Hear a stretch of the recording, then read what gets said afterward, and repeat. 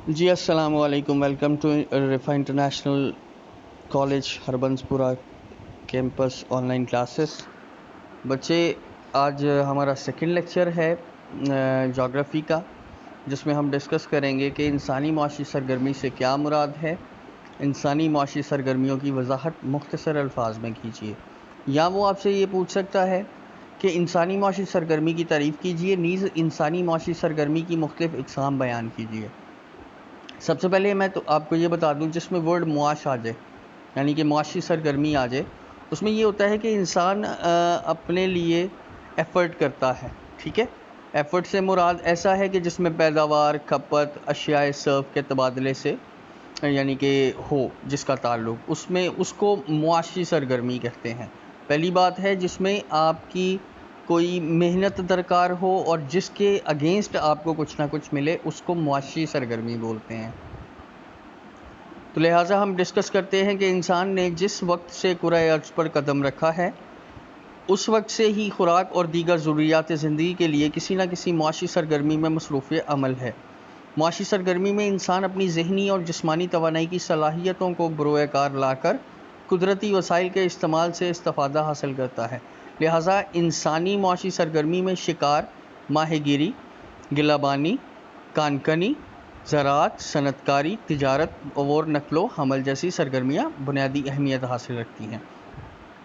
اچھا، ایک بات یہاں پر ڈسکس کرتا ہوں میں آپ سے کہ یہ جو ذہنی اور جسمانی توانائی کی صلاحیتوں کو بروئے کار لانا ہے نا، اس میں کچھ ایسے لوگ ہیں کہ جو کہ اپنے ذہن کو استعمال کرتے ہوئے یعنی کہ اپنے ذہن کو استعمال کرتے ہیں اور اس سے استفادہ حاصل کرتے ہیں، اور کچھ اپنی یعنی کہ جسمانی طاقت کو، یعنی کہ جو وہ اس میں مزدور طبقہ ہے، جو یعنی کہ مزدوری کہہ لیں اس کو، یعنی کہ کرتے ہیں، وہ جسمانی توانائی ہے، ٹھیک ہے۔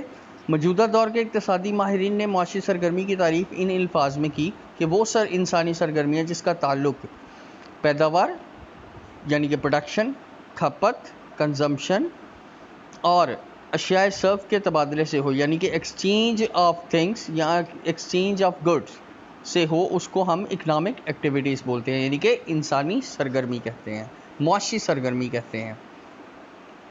پھر بات کرتے ہیں کہ انسان نے ابتدا ہی سے اپنے علم و ہنر سے قدرتی وسائل کو استعمال میں لا کر مخصوص طرز زندگی گزارنا سیکھا، اور یہ عمل روز اول سے ارتقا پذیر ہے۔ انسان کی مادی ترقی اس کی فنی صلاحیتوں کی مظہر ہے۔ ابتدائے آفرینش سے ہی، یعنی کہ شروع سے بات کر رہا ہے، آسودہ اور پرلطف زندگی گزارنا انسانی خواہش رہی ہے۔ دیکھیں، جب سے حضرت آدم کو اللہ پاک نے زمین پر اتارا تو خواہشات نے جنم لینا شروع کر دیا۔ تو ہر ایک انسان کی یہی خواہش رہی ہے کہ وہ اچھے سے اچھے طرح سے زندگی بسر کرے، اچھی زندگی گزارے، اپنی انسانی خواہشات کو پورا کرے۔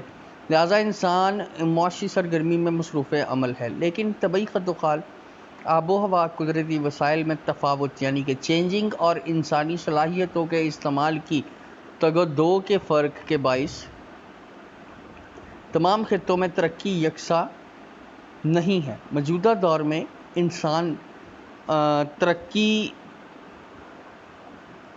نے ترقی کیا کہیں گے ہم یہاں پر کہ یکساں نہیں ہے۔ موجودہ دور میں انسان ترقی کی منزلیں جس تیزی سے طے کر چکا ہے، انسان کی معاشی سرگرمی اتنی وسعت اختیار کر چکی ہے کہ اس کا شمار ممکن نہیں، لیکن مخصوص خصوصیات کے باعث اس کو مختلف اقسام میں بآسانی تقسیم کیا جا سکتا ہے۔ وہ 5 قسم کی جو اس کی کلاسیفیکیشن ہوئی ہے معاشی سرگرمی کی، نمبر 1 ہے ابتدائی، جس کو آپ اور سیکنڈ ہے ثانوی معاشی سرگرمی، ثلاثی ہے، اربعی ہے اور خمسوی ہے۔ یعنی کہ میں نے آپ کو پیچھے بتایا ہے کہ ذہنی اور جسمانی طاقتوں کو، یعنی کہ ذہنی اور جسمانی توانائی کو یوز کرتے ہوئے بروئے کار لا کر انسان اپنی یعنی کہ اپنی طرز زندگی کے لیے کام کرتا ہے، وہ سرگرمیوں کو انہوں نے ڈویژن کر دیا ہے۔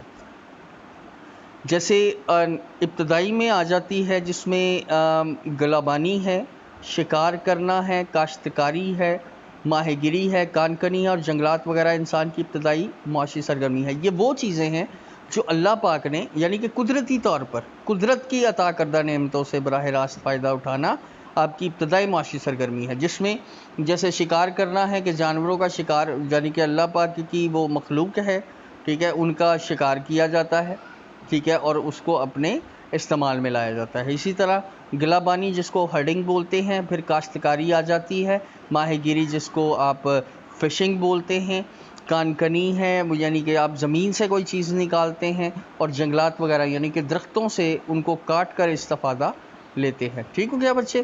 اس کے بعد بات کرتے ہیں، اور وہ یہ بھی کہتا ہے اس کے اندر کہ دنیا کی 50% کے قریب افرادی قوت اس معاشی سرگرمی سے وابستہ ہے۔ ابتدائی دور کا انسان صرف ابتدائی معاشی سرگرمی سے وابستہ تھا، لہٰذا اس معاشی سرگرمی سے وابستہ افراد کو ریڈ کالر ورکرز بولتے ہیں۔ اچھا، ایک یہاں پر آپ کو ایک بات بتاتا چلوں کہ ریڈ کالر ورکرز کون ہوتے ہیں۔ دیکھیں، آپ محنت کرتے ہیں، یہ مزدور طبقہ لوگ جو ہیں وہ محنت کرتے ہیں، ان کے کپڑے خراب ہو جاتے ہیں، گرد آلود ہو جاتے ہیں، ٹھیک ہے، دیٹس وائی وہ کہہ رہا ہے کہ یہ ریڈ کالر ورکرز ہیں۔ جس میں نمبر فرسٹ پہ آ جاتا ہے زراعت ہے، جس میں اس کو بھی دو قسم کی یعنی کہ حصوں میں ڈیوائیڈ کیا گیا ہے، جس میں کاشتکاری ہے اور گلابانی بھی میں یعنی کہ تقسیم کر دیا گیا ہے اس کو۔ کاشتکاری سے مراد وہ چیزیں جو غذائی اور نقد آور فصلوں کی یعنی کہ فصلیں شامل ہیں۔ ارتقائی مناظر طے کرتی ہوئی کاشتکاری اب صنعت کا درجہ اختیار کر چکی ہے۔ دیکھیں، صنعت بن گئی ہے، لیکن اس میں بھی دو قسم کی انہوں نے اس کی سب کیٹیگرائز اس کو کیا گیا ہے، یعنی کہ اس کی آگے سے ہی ڈویژن کر دی گئی ہے۔ ایک گزارے کی کاشتکاری ہے اور ایک تجارتی کاشتکاری ہے۔ گزارے کے اندر یاد رکھیے گا کہ انسان صرف اتنی کاشتکاری کرتا ہے کہ جس سے اپنی فیملی، اپنے خاندان کی ضرورت کو پورا کر سکے، یعنی کہ اس کو بیچتا نہیں ہے، صرف اپنی فیملی کے اندر رہ کر ہی اس پر کام کرتا ہے، یعنی کہ فیملی کے لیے ہی وہ یعنی کہ کاشتکاری کرتا ہے۔ ٹھیک ہو گیا بچے؟ اس کے بعد بات کرتے ہیں تجارتی کاشتکاری ہے، ٹھیک ہے۔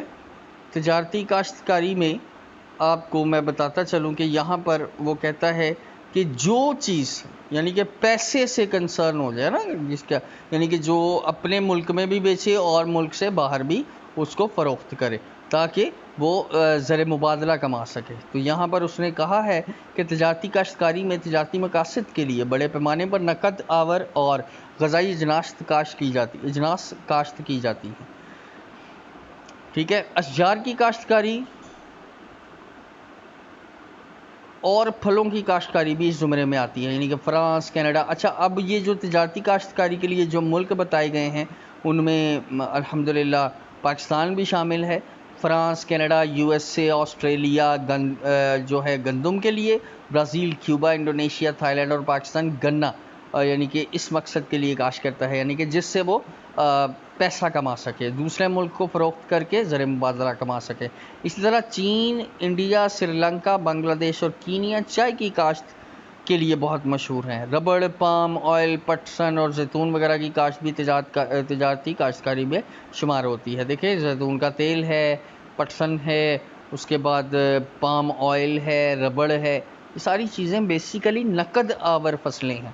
پھر ہے گلابانی جس میں مویشی پالے جاتے ہیں، اس کو بھی یعنی کہ آگے سے فردر کیٹیگرائز کیا گیا ہے، جس میں گزارے کی گلابانی ہے۔ وہی بات آ گئی کہ وہ گلابانی جو کہ صرف اور صرف اپنے اور اپنے خاندان کے لیے یعنی کہ خاندان کی ضرورت کو پورا کرنے کے لیے کی جائے تو اس کو آپ گزارے کی گلابانی کہتے ہیں، جس میں اس نے بتایا ہے ایشیا اور افریقہ جو ہے اکثر ممالک میں گزارے کی گلابانی ہی کی جاتی ہے۔